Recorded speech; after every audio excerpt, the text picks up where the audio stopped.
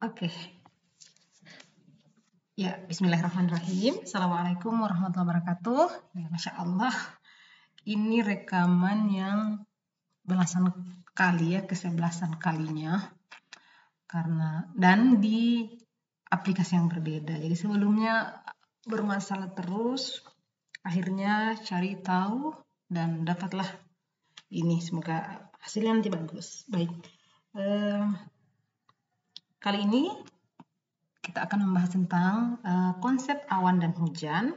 Jadi materi konsep awan dan hujan ini adalah salah satu materi dari mata kuliah agroklimatologi yang diprogram oleh mahasiswa semester 3 Prodi Penyuluh Pertanian.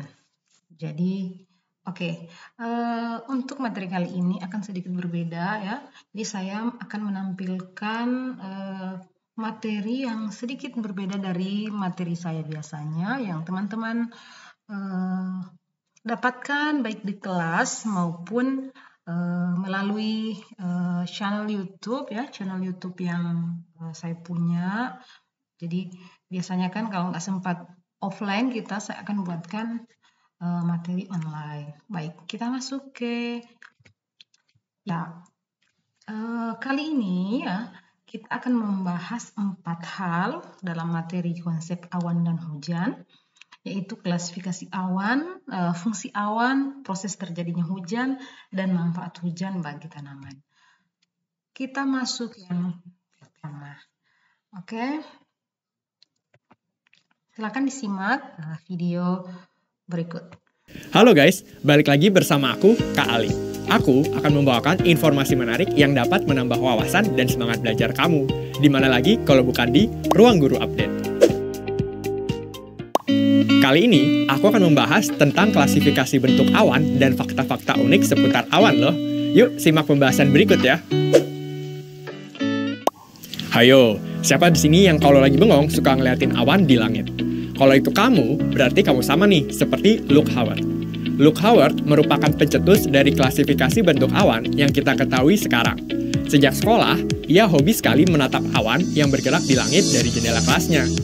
Menurut Luke, bentuk awan secara umum dibagi menjadi 3 kelompok, yaitu cirrus yang artinya serat atau rambut, cumulus yang artinya tumpukan, dan stratus yang artinya lembaran atau lapisan. Dari ketiga bentuk ini yang diberi nama dengan bahasa Latin, bentuk-bentuk awan dapat saling bercampur antara satu dengan yang lainnya. Kurang lebih ada 10 bentuk awan yang dapat diidentifikasi dari penggabungan 3 bentuk awan tersebut. Antara lain adalah cirrus, cirrocumulus, cumulus, stratocumulus, stratus, cirrostratus, altostratus, altocumulus, nimbus, dan cumulonimbus. Selain dari bentuknya yang beragam, ada beberapa fakta menarik yang bisa kamu amati dari awan loh. Berikut adalah fakta unik seputar awan. Pertama, kenapa ya pesawat itu terbangnya di atas awan? Walaupun awan memiliki bentuk yang indah, tetapi awan memiliki bahaya tersendiri loh di dunia penerbangan. Awan dapat menimbulkan turbulensi atau gangguan pada pesawat yang melintas. Terutama awan cumulonimbus yang sangat berbahaya apabila dilewati pesawat. Itulah mengapa pesawat terbang pada ketinggian di atas 10.000 meter. Dalam lapisan atmosfer, ketinggian di atas 10.000 meter berada pada lapisan stratosfer. Hal ini dilakukan agar pesawat terbebas dari fenomena cuaca seperti awan, badai, dan petir. Yang kedua, bisa nggak ya awan itu jatuh ke bawah? Kalian pasti penasaran. Awan yang ada di langit itu bisa turun mendekat ke darat nggak ya? Nah, untuk menjawab pertanyaan itu, kalian perlu ingat bahwa awan juga dipengaruhi oleh hukum yang sifatnya universal di bumi, yaitu gravitasi. Selain bergerak karena pengaruh angin, sebenarnya awan secara perlahan juga bergerak turun loh. Tapi, awan bisa kembali bergerak naik karena adanya konveksi yang naik ke atas akibat daratan yang dipanaskan oleh sinar matahari. Jadi, itu yang menyebabkan awan tetap berada di langit, walaupun secara perlahan juga bisa bergerak ke bawah. Itu dia bahasan kita kali ini mengenai klasifikasi bentuk awan dan fakta unik di baliknya. Kalau kamu mau belajar lebih dalam lagi tentang materi awan. Jadi itu tadi ya tentang klasifikasi awan. Nah, kemudian kita masuk ke fungsi awan. Manfaat awan bagi kehidupan.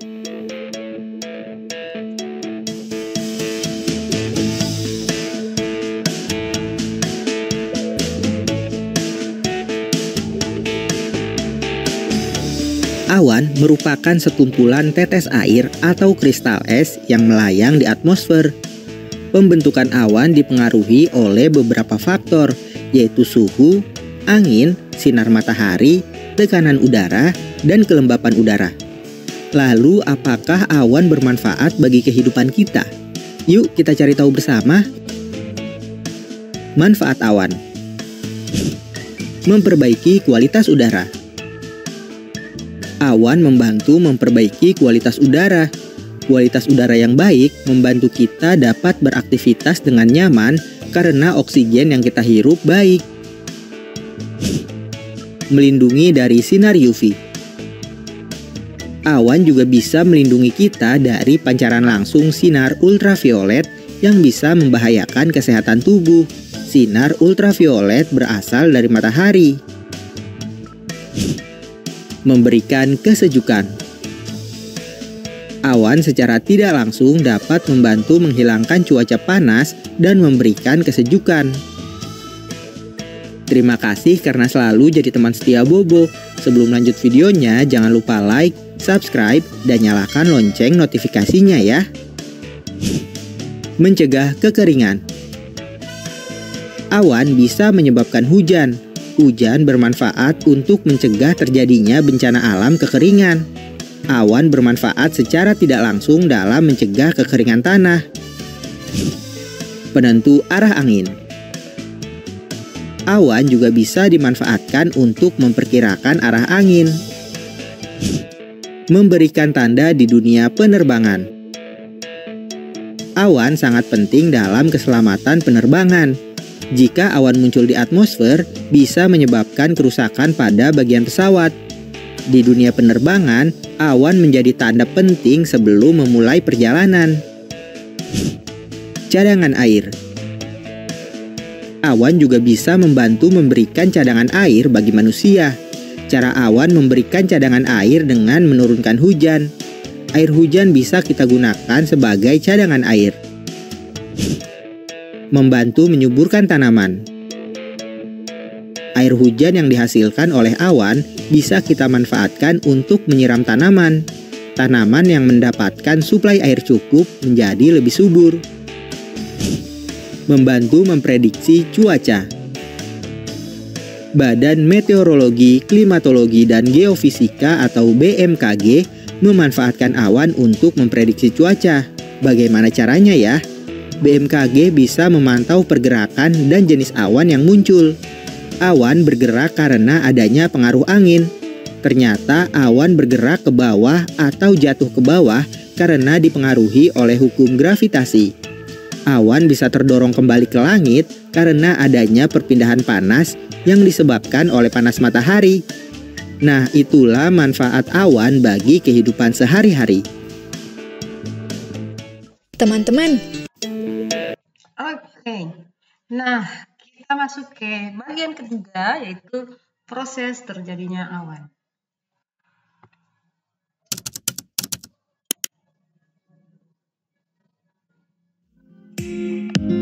kenapa bisa ada hujan? Yuk pelajari siklus air. Semua orang pasti punya pengalaman dengan hujan. Mungkin hujan bikin kamu jadi ngerasa fresh karena udara jadi sejuk. Atau malah kecewa karena jadi nggak bisa main keluar rumah.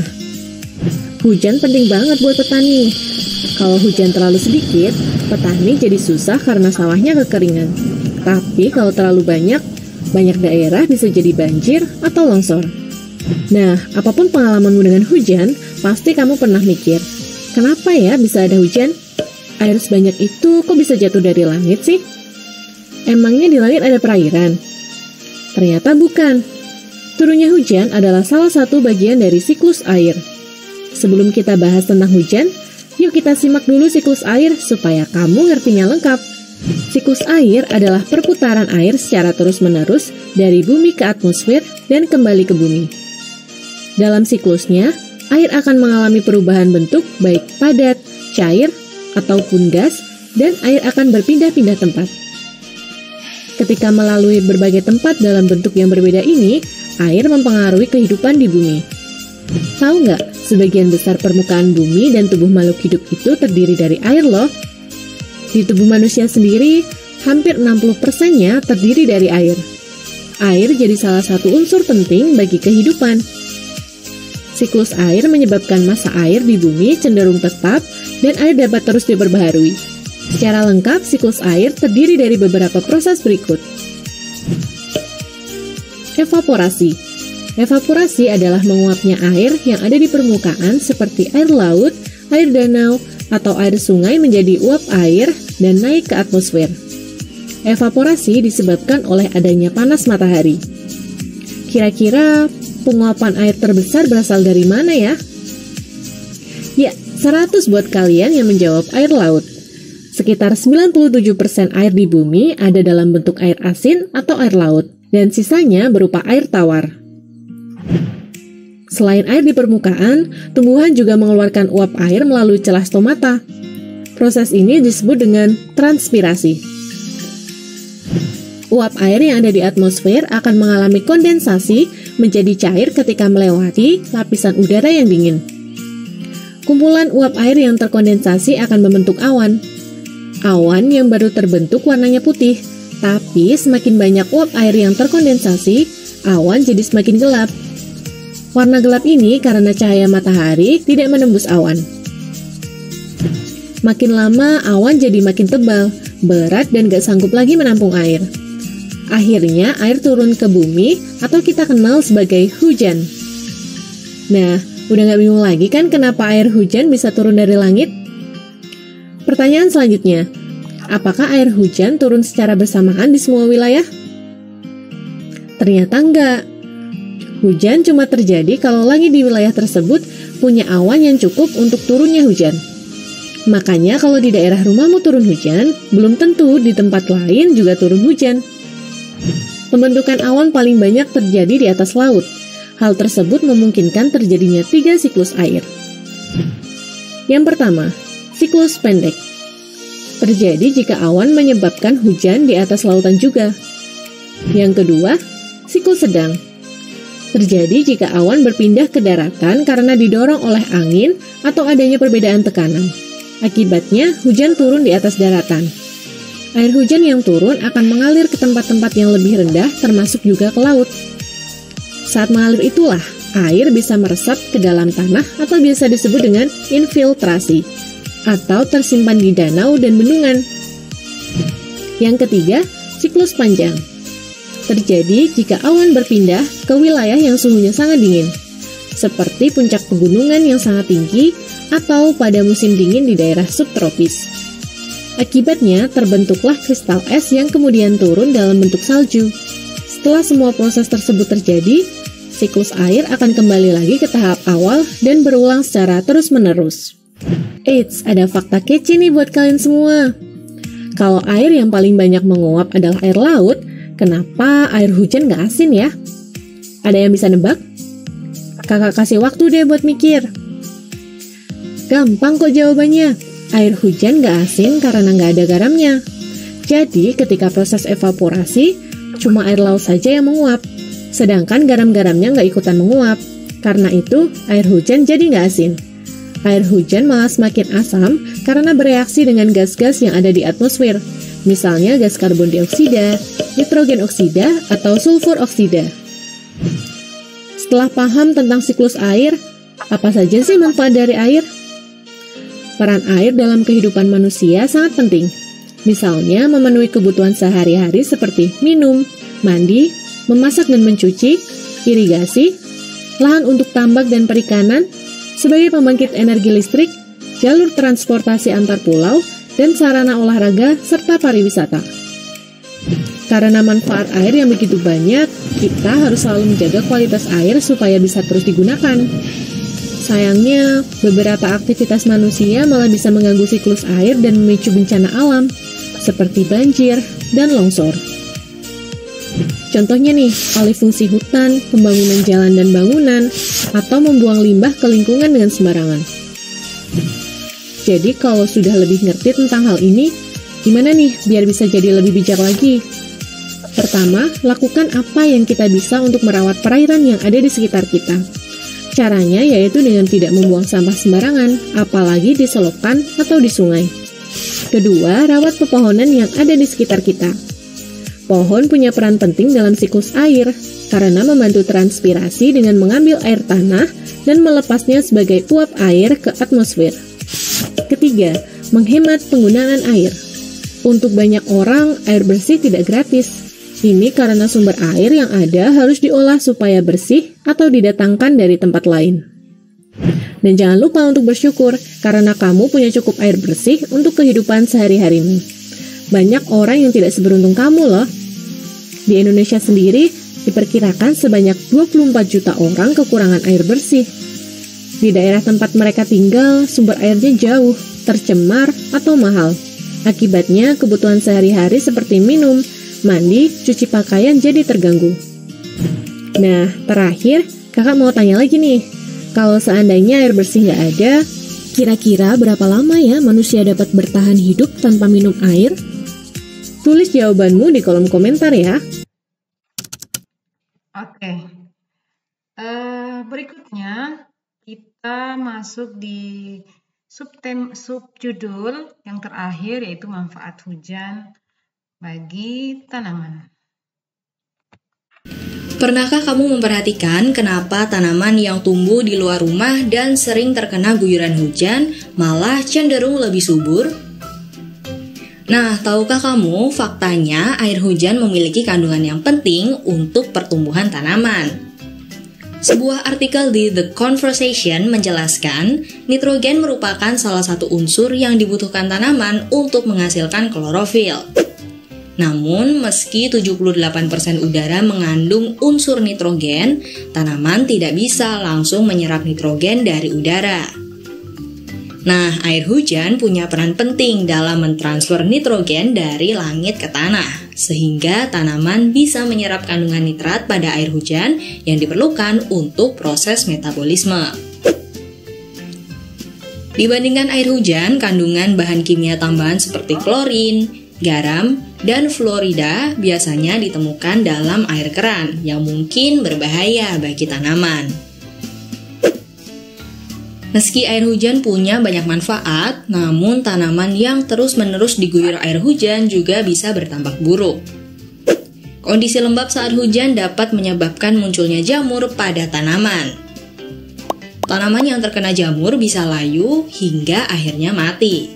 Jenis jamur tertentu juga bisa membuat akar tanaman menjadi membusuk. Selain itu, hujan juga membuat gulma dan ilalang tumbuh dengan cepat. Selain merusak keindahan, gulma serta ilalang juga bisa menyerap nutrisi dari tanaman. Untuk mengurangi intensitas air hujan yang terlalu banyak, bisa pindahkan tanaman yang ada di pot ke tempat yang tidak terguyur air hujan secara langsung ya. Oke, jadi itu materi kita untuk kali ini. Jadi semoga bisa menambah wawasannya dan bisa bikin suasana belajarnya mungkin tidak semonoton sebelum-sebelumnya. Baik, terima kasih. Insya Allah nanti setelah video ini diupload dan akan saya share ke teman-teman di grup mata kuliah, nanti akan menyusul link link kuisisnya ya, seperti di mata kuliah pendidikan orang dewasa sebelumnya. Oke, terima kasih, semoga bermanfaat. Assalamualaikum warahmatullahi wabarakatuh.